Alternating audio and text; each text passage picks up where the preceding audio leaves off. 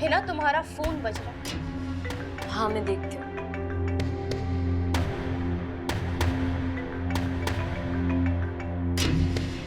किसकी कॉल है?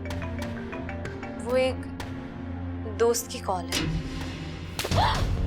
ये थप्पड़ तुम्हारे झूठ का जवाब है, क्योंकि मैं जानती हूँ किसकी कॉल है। और मैं ये भी जान चुकी हूँ कि तुम अपनी मासूमियत की आड़ में क्या क्या खेल खेल रही हो। निदा, तुम होश में तो हो? होश में तो मैं अब आई हूँ।